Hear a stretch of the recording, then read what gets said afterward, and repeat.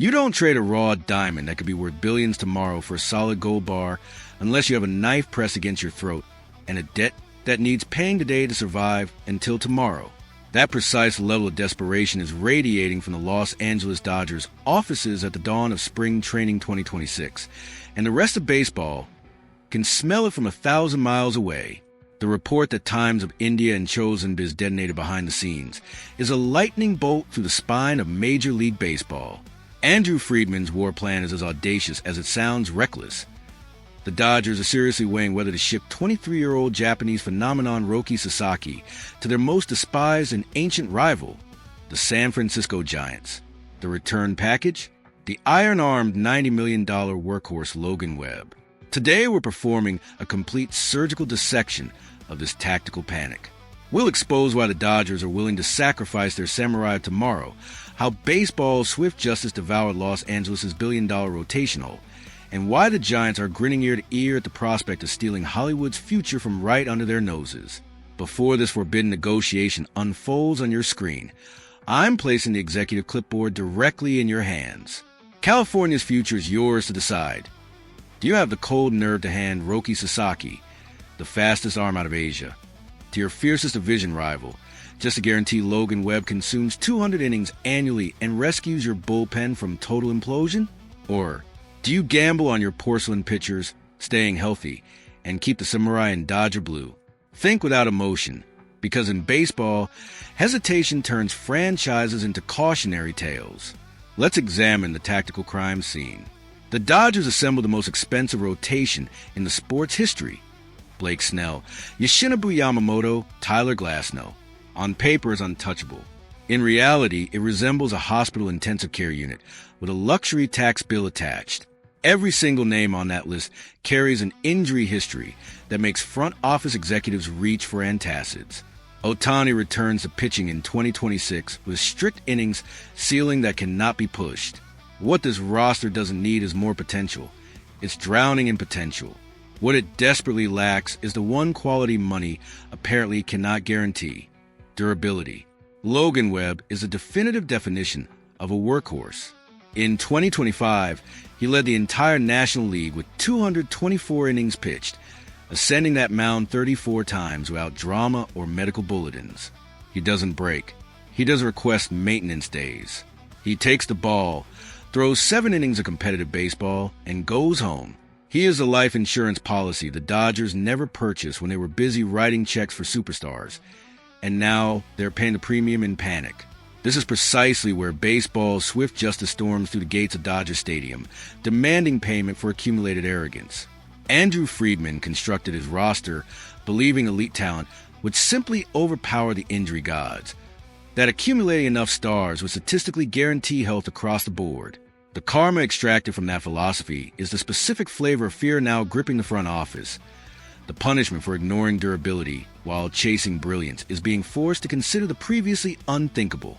To repair a winter planning error, Los Angeles may have to gift wrap their generational samurai and deliver him personally to the Giants' doorstep.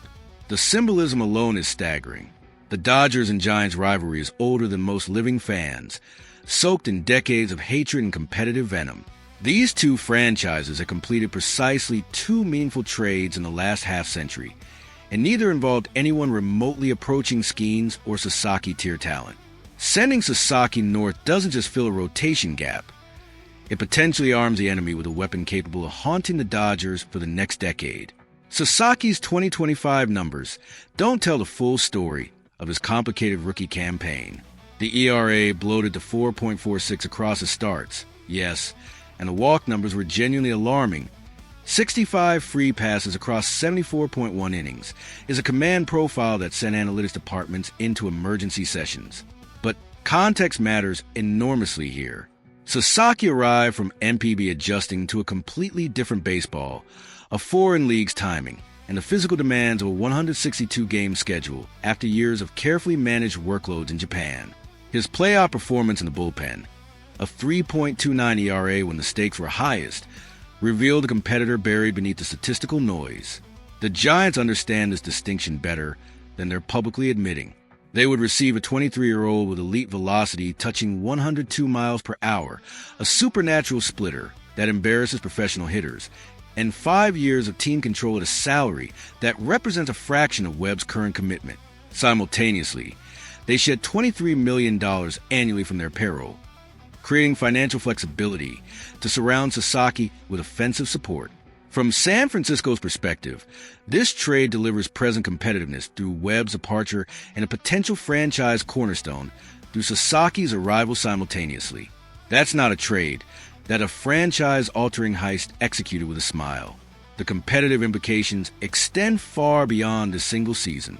If Sasaki corrects his command under San Francisco's pitching development staff, which has consistently produced quality arms, the Giants could possess an ace capable of tormenting Dodgers lineups twice per season for the next 5 years minimum. Every October, every September pennant race, every interleague showdown becomes a referendum on whether Friedman made the worst trade in franchise history. That weight would be unbearable in a market that tolerates no excuses.